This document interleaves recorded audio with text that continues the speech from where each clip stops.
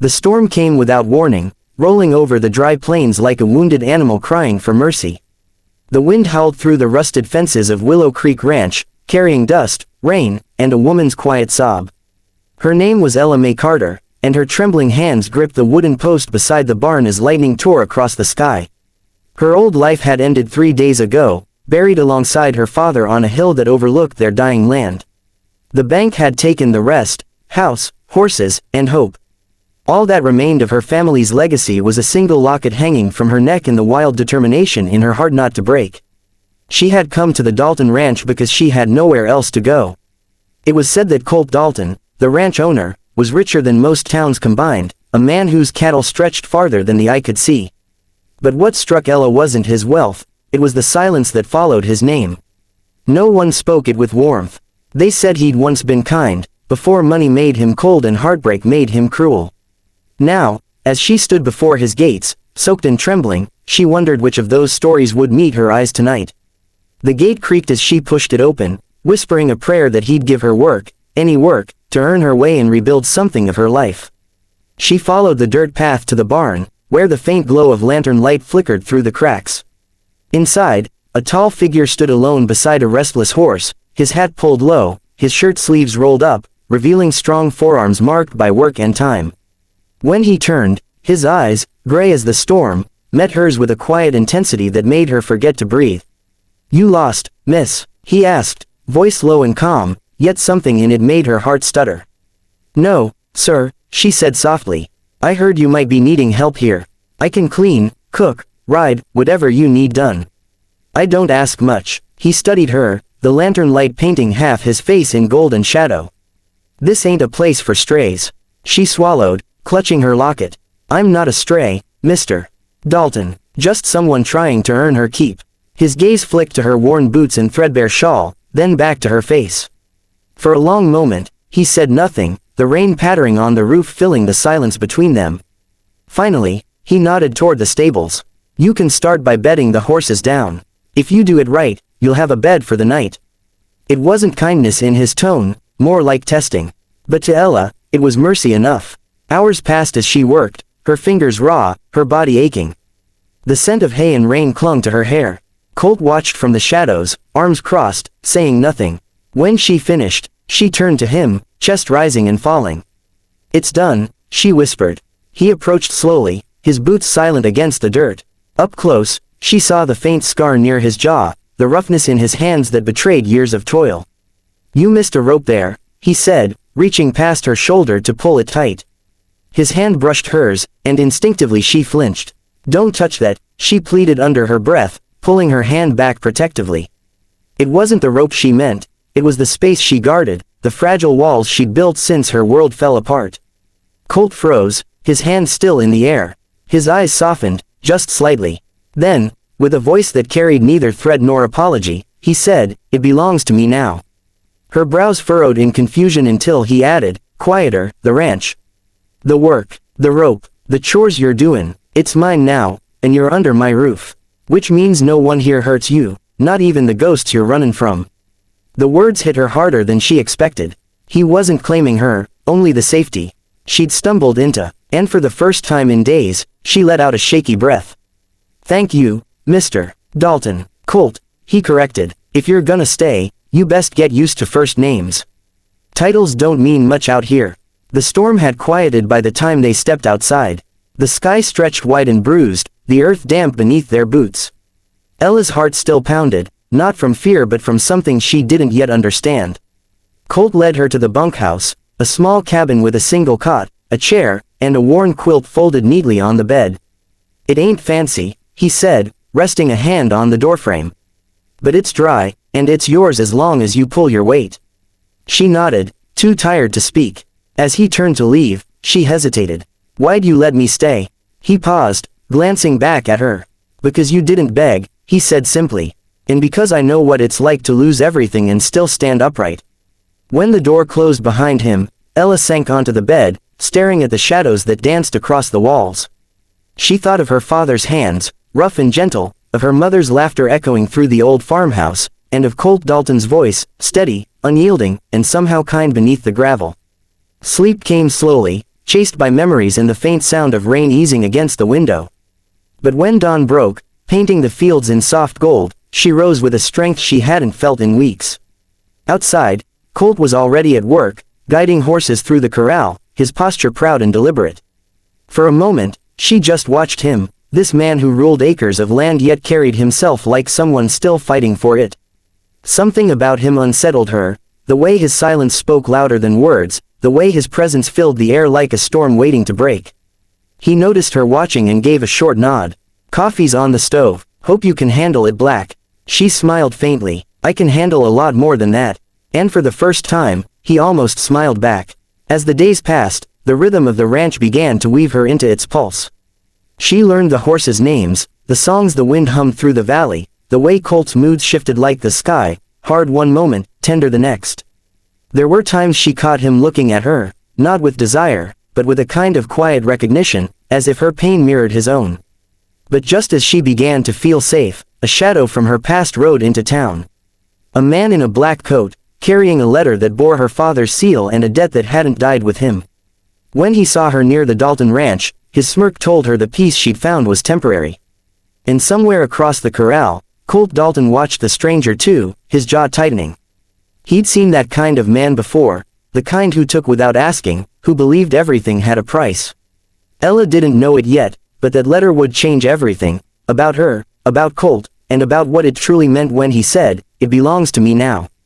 The morning after the stranger's arrival began like any other, but the air felt different, thicker somehow, as if the valley itself knew that peace had been disturbed. The horses were restless, the wind impatient. Ella felt it in her chest too, a trembling unease that wouldn't quiet. She stood at the water pump washing her hands when she saw Colt riding back from town, his hat pulled low, his face unreadable. Dust rose behind him in a long trail, and her heart started to pound before he even reached the yard. He dismounted, tied his horse, and looked at her, long, silent, and searching. "We need to talk," he said. Her stomach twisted. "It's about the man who came yesterday, isn't it?" Colt nodded. "He came looking for you. Said your pa owed him money. Big money. Claimed he's got papers to prove it." Her hands began to shake. "That can't be true. My father, he settled everything before he passed. I watched him sign the papers myself." "Maybe so," Colt said quietly. "But this man ain't here for the truth. He's here for blood or coin, whichever comes easier." He took a step closer, lowering his voice. "Ella, he's dangerous. I can tell by the way he smiles when he lies. You can't go near him again." "I don't intend to," she whispered. "But what can I do? If he goes to the sheriff, I'll lose what little I've got left." Colt's jaw tightened. "You've got me. That counts for something." Her eyes lifted to his. There was a steadiness there she didn't expect, something fierce and protective that reached past his rough exterior. For a moment, she forgot about the debt, the danger, the ache. She saw only the man who had given her shelter when no one else would. That night, the ranch felt heavier. The air was cool but tense, every sound louder than usual. Ella couldn't sleep. When she stepped outside her cabin, she saw Colt near the corral, lantern in hand, watching the horizon as if expecting trouble. She walked toward him quietly, her bare feet barely brushing the grass. "You don't have to stand guard all night," she said softly. He didn't turn. "I've learned that when the past comes knockin', it don't wait till mornin'." "I don't want to bring you trouble, Colt," she said. "If I leave." "You're not leavin'," he interrupted, finally turning to face her. "This land's big enough for ghosts and the people runnin' from 'em. Besides," his gaze lingered on her face, softer now. "You belong here more than most." The words caught her breath. "You don't mean that." "I do," he said, voice barely above a whisper. "You work harder than my men. You don't complain. You look at this land like it's worth savin'. That's rare." She swallowed hard, trying to hide how his words stirred something deep in her chest. "You barely know me." "Maybe not," he said, stepping closer, "but I know what loss looks like. You carry it same as I do." The space between them thinned, filled with quiet understanding. He didn't reach for her, and she didn't step back. The lantern light flickered between them, warm and fragile. Then the sound of hooves shattered the stillness. A rider galloped into the yard, a dark silhouette against the moonlit fields. Colt's hand went to the gun on his hip, instinct sharp. The horse stopped abruptly, and the stranger from before dismounted, coat whipping in the wind, smile as cold as iron. "Evenin'," Dalton, the man drawled. Heard you been keepin' my girl here. She ain't your girl, Colt said evenly. And you'd best choose your next words real careful. The man smirked, holding up a folded letter. You think you can hide her? Her pa borrowed $10,000 from me. With interest, it's more now. Either she pays, or I'll take back what's owed another way. Ella stepped forward, shaking. You're lying. My father would never. He cut her off with a sneer. Don't matter what he would or wouldn't. I've got proof right here. Signed and sealed. He tossed the letter to the dirt. Pay up, sweetheart, or maybe I'll just take that locket you wear so tight. Colt's expression darkened, his body tensing. You touch that locket, he said lowly, and you won't be leaving this ranch upright. The man's grin faltered, and for a long moment, none of them moved. Then, with a mocking laugh, he swung into his saddle. You've got 1 week, he spat. After that, I come collectin'. When he was gone, the silence returned like a weight. Ella bent to pick up the letter, her hands trembling. Colt took it gently from her and unfolded it beneath the lantern. His eyes scanned the page, and when he looked back at her, something fierce burned in them. It's forged, he said. I know a real signature when I see one. Your pa didn't owe this man a thing. Tears blurred her vision. Then why is he doing this? Because some men think they can scare their way into talkin' what don't belong to them, Colt said. He looked toward the hills, jaw set. But he's about to learn different. The next days passed in a haze of worry and quiet determination. Colt rode into town to meet with the sheriff, only to find the stranger had already spread his lies. Folks whispered, some believed. Ella worked harder than ever, desperate to earn her place, but the weight of gossip pressed down like rain on a roof. One evening, Colt returned from town bruised, his knuckles raw. She met him by the barn, fear tightening her throat. What happened? He wiped blood from his lip with the back of his hand. He ran his mouth in front of the wrong folks. I shut it for him. Colt, she whispered, reaching out. You can't fight him like this. He'll only make it worse. He caught her hand before she could pull it back, his rough palm warm against her skin. I don't fight to win, Ella. I fight to protect what's mine. Her eyes widened, heart thudding. And what exactly is yours, Colt Dalton? He held her gaze, the wind stirring between them. This ranch, this land, and anyone under my roof who needs a place to stand.